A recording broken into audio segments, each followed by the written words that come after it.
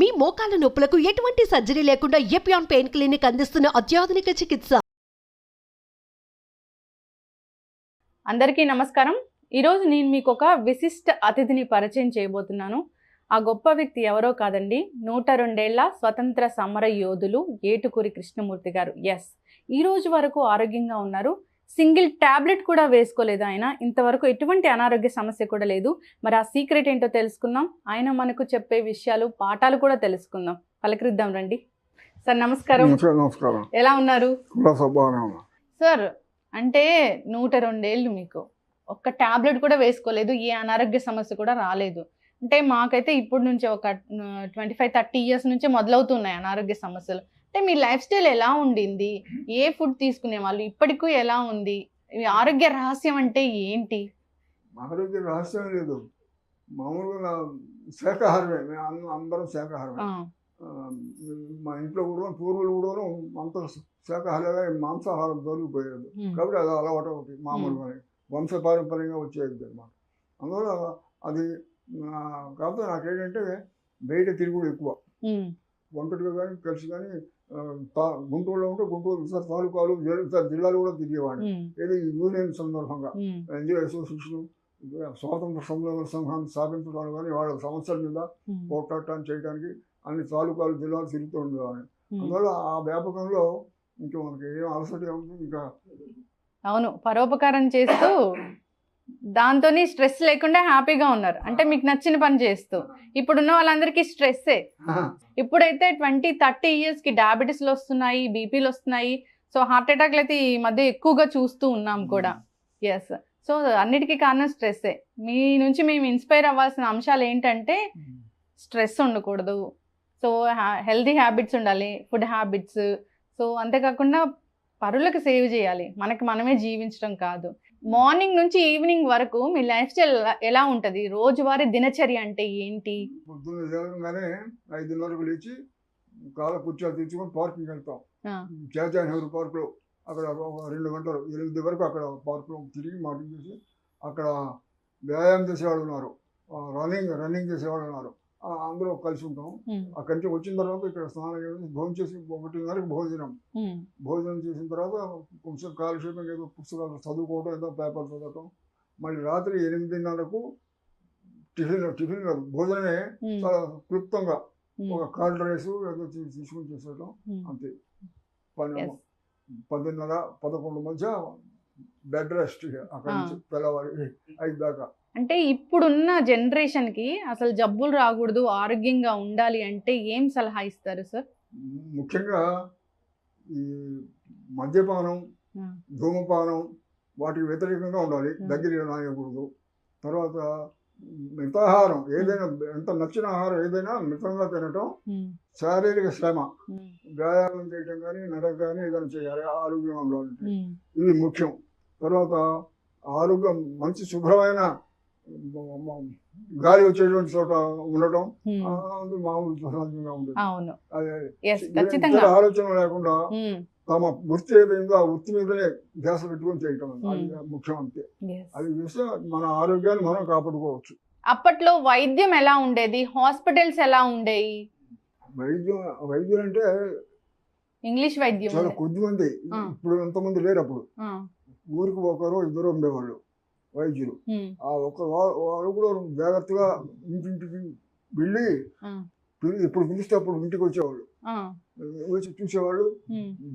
జ్వరం ఏదో నయం దాకా వాళ్ళే సైకిల్ వేసుకొని ఇంటికి వచ్చి అందరిని పలకరించి మందులు ఇచ్చి వెళ్తున్నాడు. అప్పుడు అట్లా ఉండేది. ఇప్పుడు అసలు ఇంటికి వచ్చి చూసే డాక్టర్ లేడు. అప్పుడు ఫీజు అంటే ఇవ్వలేని వాళ్ళ దగ్గర అసలు తీసుకునేవాళ్ళు కాదు. ఇప్పుడు సోహన్ సింగ్ అని డాక్టర్ ఉన్నాడు, తెలుసు కదా, హోమియో వైద్యుడు. ఆయన 5 రూపాయలు ఫీజు.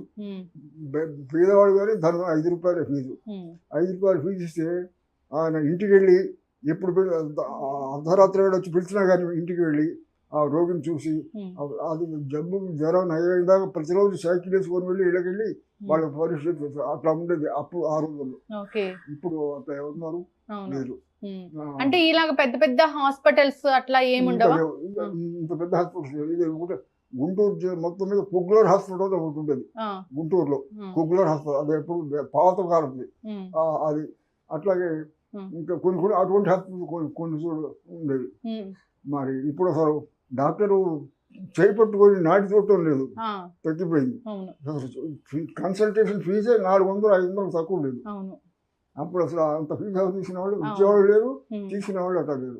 అప్పుడు చాలా తేడా ఉంది. అవును, అప్పుడు మంచిగా అంటే ఏదో విద్య నేర్చుకున్నాము నలుగురికి ఉపయోగపడాలి అనేది మనం నేర్చుకున్నది నలుగురికి ఉపయోగపడాలి, మన పక్క వాళ్ళు కులాసాగా క్షేమంగా ఉంటేనే మనం కూడా క్షేమంగా ఉంటాము అనే దొరుకుదంతో పని జరగాలి.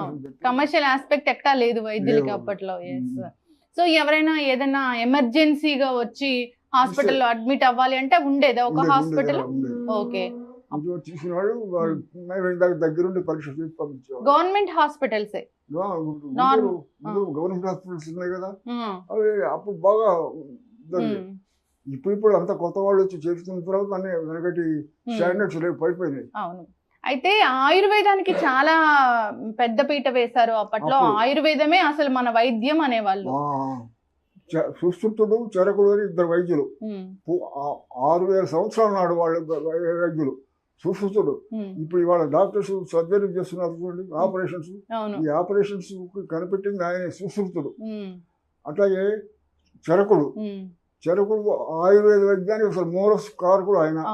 ఆయన చరకు సంహిత ఆయుర్వేద వైద్యం, వాళ్ళే అసలు దీనికి అంతటికి మూలకారుడు. ఇవాళ మనమంతా మన డాక్టర్స్ వచ్చినాయంటే ఇవన్నీ కూడా వాళ్ళు ముందు అప్పుడే కనిపెట్టి వాళ్ళు పంపించారు. అయితే ఏదైనా కడుపు నొప్పి వచ్చింది లేదా స్కిన్ ఎలర్జీస్ వస్తాయి, వడదెబ్బ తగులుతుంది, అలాంటప్పుడు ఇంటి చిట్కాలే పాటించే వాళ్ళ లేదంటే హాస్పిటల్కి వెళ్ళే వాళ్ళ? చిన్న వ్యాధులు అయితే ఇంట్లోనే, మరి కొంచెం జ్వరం ఎక్కువ టైఫాయిడ్, మలేరియా అంటే అటువంటి వస్తే హాస్పిటల్కి చూపించేవాళ్ళు.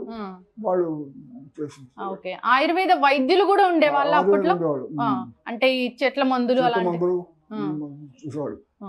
వాటితో కూడా తగ్గిపోయాడు, వ్యాధులు తగ్గేవి అప్పుడు.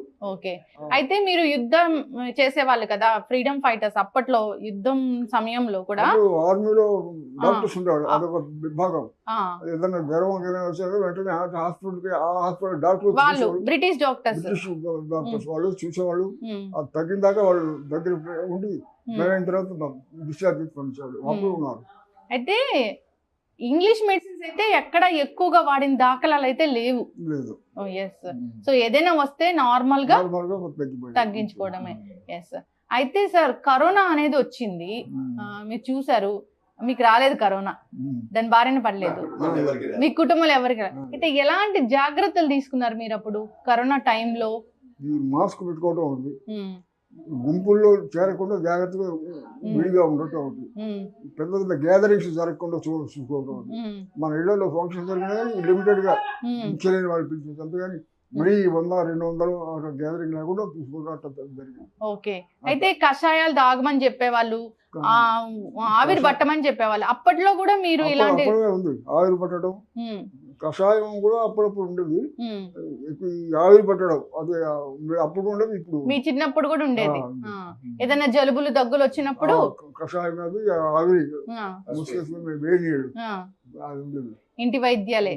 అయితే కరోనాని ఇలా మీరు అవాయిడ్ చేయగలిగారు, ఎదుర్కోగలిగారు, ఫైట్ చేయగలిగారు కరోనాతో కూడా. అయితే 100 ఏళ్ల క్రితం కూడా కరోనా లాంటిది వచ్చింది అని అంటారు. ప్లేగు వ్యాధి వచ్చేది అప్పుడు. బాంబేలో మొట్టమొదటి వచ్చింది, చాలా విపరీతంగా వచ్చింది. ఇక్కడ మన దగ్గర నుంచి డాక్టర్స్ ఇప్పుడు పుస్తకంలో రాసాం, వీళ్ళు అక్కడికి వెళ్ళి ఆ ప్లేగ్ వ్యాధుల్లో ఉన్న వ్యాధుల్ని దగ్గర తీసుకొని వాళ్ళకి నయం అక్కడ చేశారు. కొంతమంది ఆ వ్యాధి వీళ్ళకి సోకి వీళ్ళు పోయిన వాళ్ళు కూడా ఉన్నారు. అంటే మన వైద్యులు, ఏది మన ఆయుర్వేద వైద్యులు కావచ్చు, అలోపతి వైద్యులు కూడా వెళ్ళి చేశారు, వెళ్ళి ప్లేగు వ్యాధిని నయం చేశారు. బొంబాయిలోనా? బొంబాయిలో ప్రారంభమైంది, మన దగ్గర కూడా వచ్చింది. చాలా పెద్దగా వచ్చిందా సార్? అంటే ఎట్లా ఉండేది లక్షణాలు కానీ ఏమైనా అప్పుడు ఏమైనా గుర్తున్నాయా? అంటే వామిటింగ్స్ ఇలా ఉండేయా? మాకంటే పూర్వం వచ్చింది, అందువల్ల పెద్దగా లేదు. అయితే చదువుకోకూడదు అంటారు. ఈ లాక్డౌన్స్ కానీ ఇట్లాంటివి ఎప్పుడు రాలేదు కదా అప్పుడు. అయితే మన దగ్గర నుంచి వైద్యులు చైనా కూడా వెళ్ళారని విన్నాము, మీరు రాశారు. చైనా అప్పుడు జపాను చైనా పద్ధతుల మీద యుద్ధం చేస్తుంది, స్వాతంత్రం కోసం చైనా పోట్లాడుతుంది జపాన్తో. అదే రోజులో మనం ఇక్కడ బ్రిటిష్ వాళ్ళకి వ్యతిరేకంగా స్వాతంత్రం కోసం ఇక్కడ మన వాళ్ళు మనం పోట్లాడుతున్నారు. ఆ సందర్భంలో చైనా మీద జపాన్ దాడి చేస్తుంది కదా, ఆ చైనా ప్రజల సహాయార్థం, చైనా ప్రజల సైనికులు సహాయార్థం మన దేశంలో జవహర్లాల్ నెహ్రూ, సుభాష్ చంద్రబోస్ వీళ్ళు ఏం చేశారంటే మన దేశం నుంచి ఒక 50 మంది డాక్టర్స్ అని అక్కడికి ఒక దళాన్ని పంపించారు. పంపించడానికి ప్రకటన చేశారు. ఆ ప్రకటన చేసినప్పుడు వెళ్ళారు కొంతమంది. అందులో ఇప్పుడు డిఎన్ కోర్టెస్ అని చూసారు, ఆయన కాన్పూర్ యూపీలో, ఆయన కూడా వెళ్ళాడు. అందులో వీళ్ళంతా మొత్తం అక్కడ వెళ్ళి చాలా కష్టపడి ఆర్మీలో, అక్కడ చైనా ఆర్మీలో వీళ్ళు వెళ్ళి అక్కడ పనిచేసి చేశారు. ఈ డాక్టర్ కోట్నెస్ వీళ్ళంతా తిరిగి వచ్చేసారు, కానీ ఆయన అక్కడే ఉండిపోయి అక్కడ చేశాడు. ఆ చైనా అమ్మాయినే పెళ్లి చేసుకున్నాడు. వాడు ఒక చిన్న బాబు కూడా కలిగాడు. తర్వాత అక్కడ తర్వాత తగ్గిపోయిన తర్వాత ఇతను కూడా ఇండియాకి తిరిగి వచ్చాడు. తిరిగి చనిపోయినాడు ఇక్కడే. చనిపోతే చైనా గవర్నమెంట్ ఈ కోట్నెస్ యొక్క విగ్రహాన్ని వాళ్ళ రాజధానిలో పెట్టుకొని ఆయనకి ఆనర్ చేశారు. చనిపోయిన తర్వాత ఇక్కడ తీసుకొచ్చి తల్లిదండ్రులకు ఇచ్చారు కదా. ఈ కాన్పూర్ వచ్చి అక్కడ పొలంలో మావు జెట్టాంగ్ చైనా అధ్యక్షులు వాళ్ళు ఇండియా వచ్చి ఈ కోట్నెస్ తల్లిదండ్రులు తీసుకెళ్ళి వాళ్ళు గౌరవించి వాళ్ళకి సన్మానం చేశారు. అప్పుడు అట్లా భారతీయుల ఘనత అంత గొప్పదన్నమాట. అవును, బుక్ లో రాశారు. సో ఖచ్చితంగా ఆ బుక్ కూడా అందరు తీసుకొని అసలు ఏం జరిగింది అనే విషయాలు తెలుసుకోవాలని కోరుకుందాం. సో టాబ్లెట్స్ కాకుండా న్యాచురల్ మెడిసిన్ మీద ఉంటేనే మంచిదేమో కదా సార్? అంటే జనరల్ గా జలుబు వస్తే ఒక టాబ్లెట్, దగ్గు వస్తే ఒక సిరప్, ఇలా కాకుండా మామూలుగా ఇంట్లోనే దాని మీద చేసుకుంటే జాగ్రత్తగా చేస్తే తగ్గిపోతుంది. ఖచ్చితంగా ఏదైనా వైరస్లు కానీ ఇలాంటివి కానీ దాడి చేయకుండా ఉంటాయి. మీరు చెప్పిన జాగ్రత్తలన్నీ పాటించి అందరూ కూడా ఆరోగ్యంగా ఉండాలని కోరుకున్నాం. ధన్యవాదాలు.